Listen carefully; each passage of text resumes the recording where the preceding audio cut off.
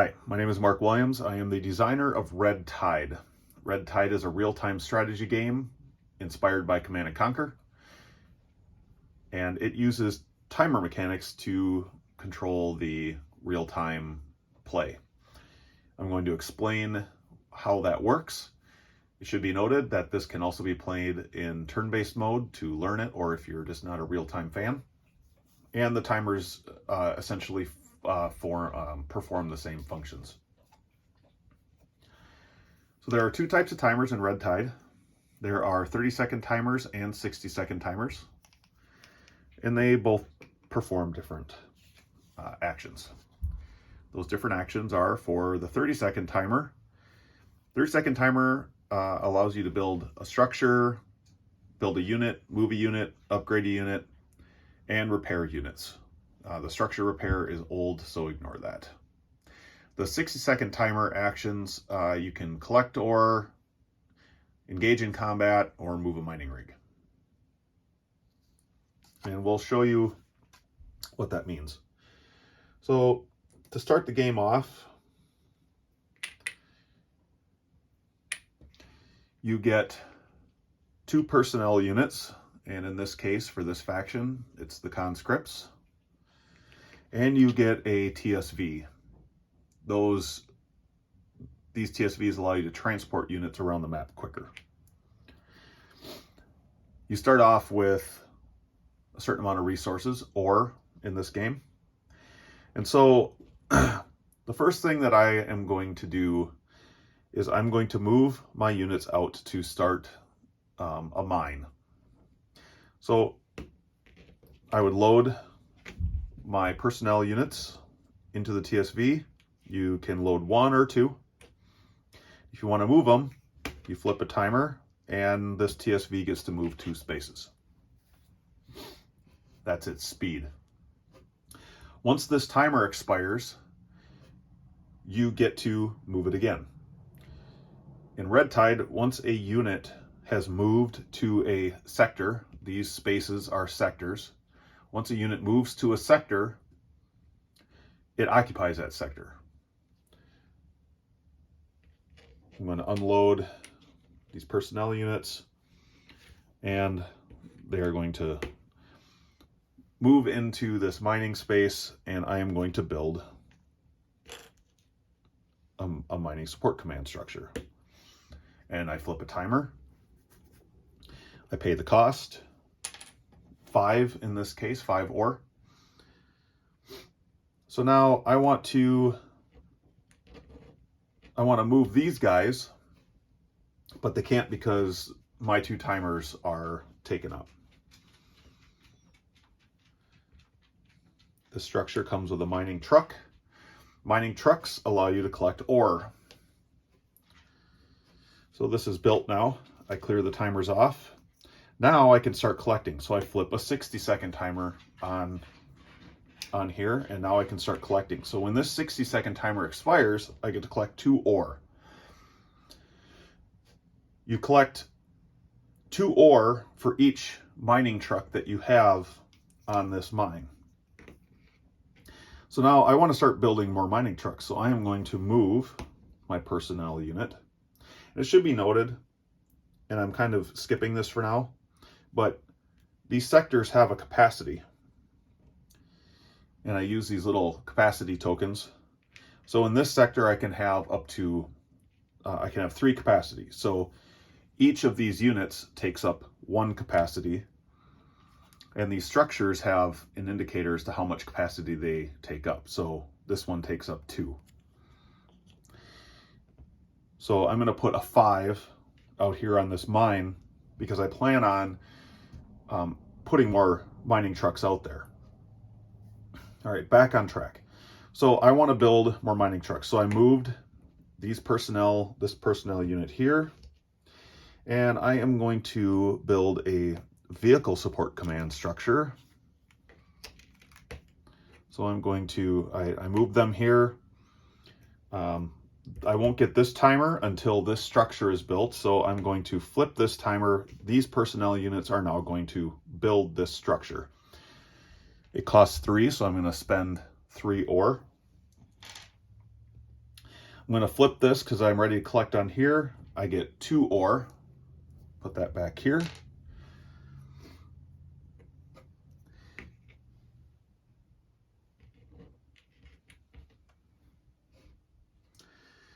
And so once this timer expires, this will be complete. So now I have 3 total timers that I can use for action. So I can perform more things at once. You start off the game with 2 30s, and then you get additional 30-second timers for structures you build. You also start off the game with 1 60, and you get a second 60 once you build that structure. So now that I've got vehicle support command built, I can start building mining trucks. So I'm going to do that. A mining truck costs 4. So I'm going to put that out there. When this timer expires, the mining truck is good to go. So I'm over capacity right now. So I need to get him, this guy, out of there. So I'm going to move him over here. And if you're over capacity and you have additional tokens, markers that tell you or that allow you to increase that, you can just swap them out. So I'm just going to put that 6 there. And it's time to collect ore, so I'm going to collect 2.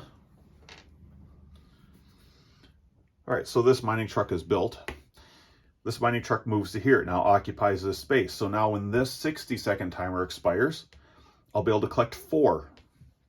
So these guys are here now. And I'm going to move these guys here.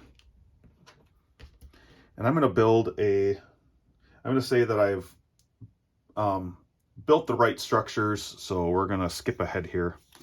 We're going to say that this is built, that this is built.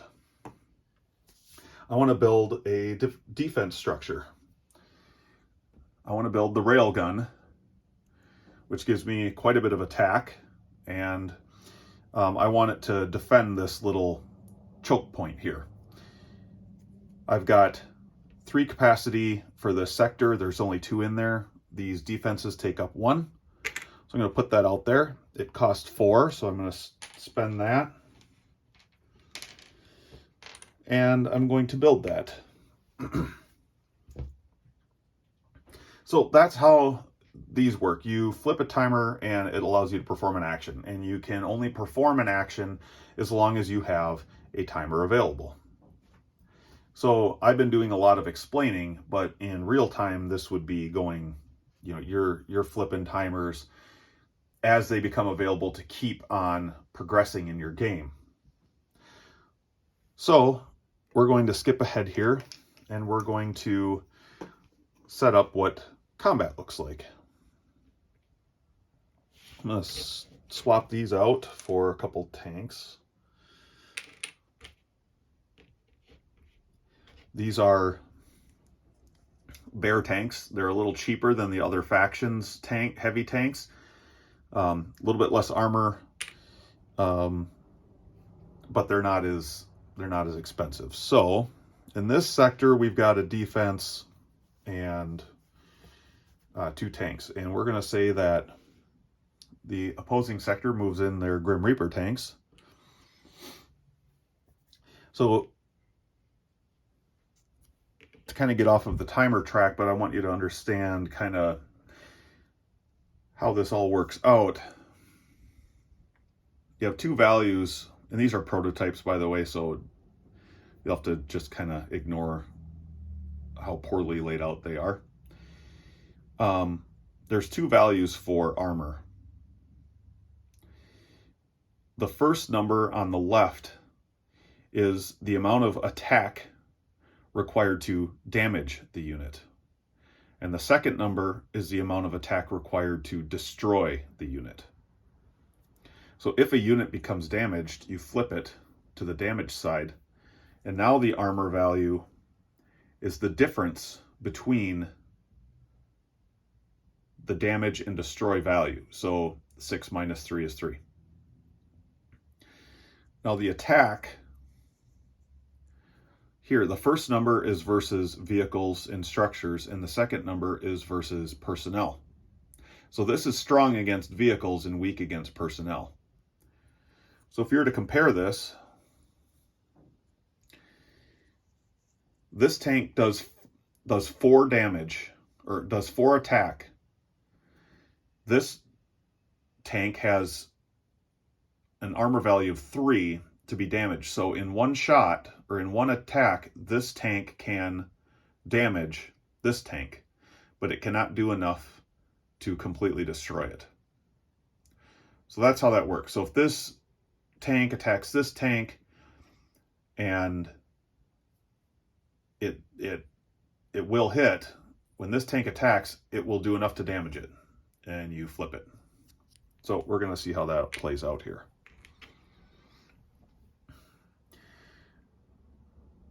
And I'm going to use the highest, the most powerful attack die. There's 3 different types. You start off with the green one. This one has negative modifiers to it. The orange one has only 1 negative modifier and positive ones. So it does additional attack. And this one does all positive attacks. So we're going to use the purple. All right, so they move in. We're saying that these tanks move in and they're going to attack. So they're going to roll. And they hit, which you always hit. So what they're going to do is, let me back up here. So they move in, they say, I'm going to attack. They flip their 60-second timer. They roll their attack. And then they have to target which tank they're targeting. So they have to say, I want to destroy this one. So they'll put a target token down to show what they're targeting, do their attack. This unit has been destroyed because it took 8 damage. But there's an exchange of fire going on here. So I am going to say I am attacking as well. So I would flip my timer at the same time when they move in. And I would roll my attack. And I do a +2 to my total attack. But I'm going to target 2 units. I am going to do, my defense is going to go against this one, and my 2 tanks are going to attack this one. So then I get a +2 to my first target. So this here does 5 attack versus vehicles and structures. The 5-2. So 5 attack versus vehicles and structures. +2 is 7, so it destroys this tank. And then I'm going to roll again for these 2 tanks. They do not get a positive modifier, but they hit, of course. And they do 6 combined. And so it just damages that one. The combat is done. You clear off your damaged units or destroyed units. And now, once the timers expire, you flip again. This guy is going to say, I'm done, and he's going to retreat, and these 2 live to fight another battle. So you flip a timer, roll your dice, compare your attack versus your target's armor value, damage or destroy. There's an exchange of fire, so if somebody moves into the sector, the other player, if they have the timer available, they can attack as well. It's not a who got there first kind of thing. Repairing units, it's the same thing. If this unit were damaged, I could move a personnel unit into here and flip a timer, and they would start, and when the timer's expired, that is repaired. Structures works a little bit differently. If a structure is damaged, there is a repair sell value. So you flip a 60-second timer, and when the timer is done, the structure is repaired. I'm considering changing this to a 30 because it takes 30 seconds to build it, just to keep it consistent. But for this purpose, it's a 60. Either way, you flip a timer, you pay the cost to repair it, and when the timer's expired, you flip it, and it's repaired. You can also sell it. Selling it is 30 seconds as well. You flip, or 60 or whatever. Then you would get this cost back, which allows you to recoup some of the costs. So if somebody's attacking this and you have no way of defending it, you can, and they make an attack, let's say they make an attack of 6 and they damage it, you can flip a 30 and sell this before they can make another attack. So that's why I changed it to 30. Testing revealed that it is much better. So that's kind of how that works. So the whole game is meant to really emulate a real-time strategy on the tabletop. Real-time strategy computer game on the tabletop. So feel free to ask any questions, and hopefully that explained it well enough. That is all.